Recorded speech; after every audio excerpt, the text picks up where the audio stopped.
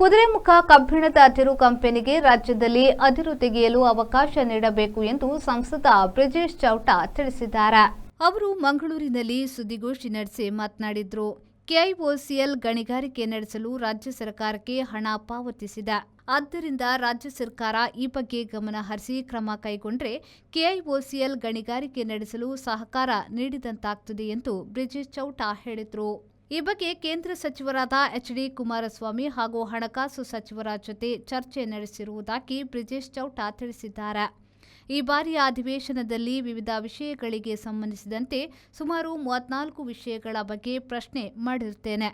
ಬಹಳ ಮುಖ್ಯವಾಗಿ ಜಿಲ್ಲೆಯ ಅಡಿಕೆ ಬೆಳೆಗಾರರ ಸಮಸ್ಯೆ, ಅಡಿಕೆಗೆ ಪರ್ಯಾಯ ಕೃಷಿಯಾಗಿ ಕಾಫಿ ಬೆಳೆಗೆ ಪ್ರೋತ್ಸಾಹ ನೀಡುವುದು, ಅಡಿಕೆಯ ಸೇವನೆಯ ಬಗ್ಗೆ ಸಂಶೋಧನೆ ನಡೆಸಲು ನೆರವು, ವಿದೇಶದಿಂದ ಆಮದಾಗಿ ಬರುತ್ತಿರುವ ಅಡಿಕೆಯಿಂದ ಉಂಟಾಗುತ್ತಿರುವ ಸಮಸ್ಯೆಗಳ ಬಗ್ಗೆ ಪ್ರಸ್ತಾಪಿಸಿ ಕೇಂದ್ರ ಸರ್ಕಾರದ ಗಮನಕ್ಕೆ ತರಲಾಗಿದೆ ಎಂದು ಹೇಳಿದರು.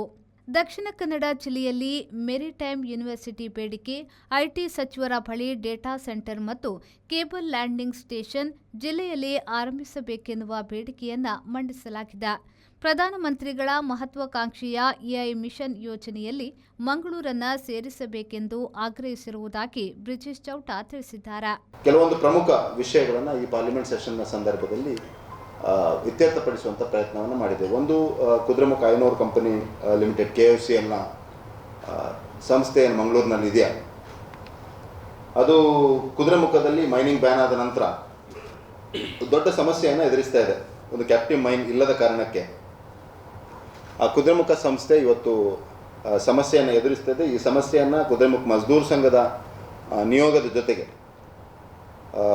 ನಾವು ಕೋಟಾ ಶ್ರೀನಿವಾಸ್ ಪೂಜಾರಿ ಅವರು ಒಟ್ಟಿಗೆ ಸೇರಿಕೊಂಡು ಕೇಂದ್ರದ ಬೃಹತ್ ಮತ್ತು ಮಧ್ಯಮ ಕೈಗಾರಿಕೆಯ ಸಚಿವರಾದಂಥ ಮತ್ತು ಉಕ್ಕಿನ ಸಚಿವರಾಗಿರುವಂಥ ಎಚ್.ಡಿ. ಕುಮಾರಸ್ವಾಮಿ ಮತ್ತು ಕೇಂದ್ರದ ಹಣಕಾಸು ಸಚಿವರಾದಂಥ ನಿರ್ಮಲಾ ಸೀತಾರಾಮನ್ ಇಬ್ಬರನ್ನೂ ಭೇಟಿಯಾಗಿ ಈ ಸಮಸ್ಯೆಗೆ ಒಂದು ಶಾಶ್ವತ ಪರಿಹಾರವನ್ನು ಕಂಡುಹುಡುಕಬೇಕು ಮತ್ತು ಇದಕ್ಕೆ ಒಂದು ಕ್ಯಾಪ್ಟಿವ್ ಮೈನನ್ನು ಒದಗಿಸಿಕೊಡಬೇಕು ಮತ್ತು ಈ ಸಂಸ್ಥೆ ಜೀವಂತ ಇರುವಂಥ ದೃಷ್ಟಿಯಿಂದ ತಾವು ಕೆಲಸವನ್ನು ಮಾಡಬೇಕು ಅನ್ನುವಂಥದ್ದನ್ನು ಮಜ್ದೂರ್ ಸಂಘದ ಪ್ರತಿನಿಧಿಗಳ ಜೊತೆ ಹೋಗಿ ನಾವು ಭೇಟಿಯಾಗಿ ಅವರಿಗೆ ಮನವರಿಕೆ ಮಾಡಿಕೊಡುವಂಥ ಕೆಲಸವನ್ನು ಮಾಡಿದ್ದೇವೆ.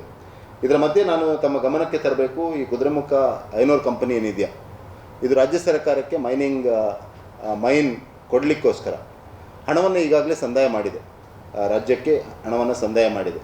ನಾನು ಈ ಸಂದರ್ಭದಲ್ಲಿ ಮುಖ್ಯಮಂತ್ರಿಗಳ ಹತ್ರ ಮತ್ತು ರಾಜ್ಯದ ಸಚಿವರುಗಳಲ್ಲಿ ಕೂಡ ಮನವಿಯನ್ನು ಮಾಡೋದು ಮತ್ತು ಆಗ್ರಹವನ್ನು ಕೂಡ ಮಾಡೋದು, ಯಾವುದೋ ರಾಜಕೀಯ ಕಾರಣಕ್ಕೋಸ್ಕರ ಈ ಮೈನ್ ಕೊಡದಿರುವಂಥ ಪ್ರಯತ್ನವನ್ನು ಮಾಡಬಾರ್ದು. ಆದಷ್ಟು ಶೀಘ್ರವಾಗಿ ಕುದುರೆಮುಖ ಕಂಪನಿಗೆ ಮೈನನ್ನು ಒದಗಿಸಿಕೊಟ್ಟು ಕುದುರೆಮುಖ ಐನೂರು ಕಂಪನಿ ಒಂದು ಪ್ರತಿಷ್ಠಿತ ಕಂಪನಿ, ಮಂಗಳೂರಿಗೆ ಒಂದು ಹೆಮ್ಮೆಯ ಕಂಪನಿ.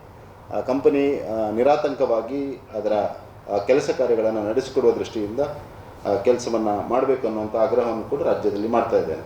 ಸುದ್ದಿಗೋಷ್ಠಿಯಲ್ಲಿ ಬಿಜೆಪಿ ಪದಾಧಿಕಾರಿಗಳಾದ ರವೀಂದ್ರ ಶೆಟ್ಟಿ ಉಳಿದೊಟ್ಟು, ಪೂಜಾ ಪೈ, ರಾಜಗೋಪಾಲ್ ರೈ, ಸತೀಶ್ ಪ್ರಭು, ನಂದನ ಮಲ್ಯ, ಮನೋಹರ್ ಶೆಟ್ಟಿ, ವಸಂತ್ ಪೂಜಾರಿ ಮೊದಲಾದವರು ಉಪಸ್ಥಿತರಿದ್ದರು. ಮಂಜುನಾಥ್ ಪ್ರಸಾದ್, ವಿ4 ನ್ಯೂಸ್, ಮಂಗಳೂರು.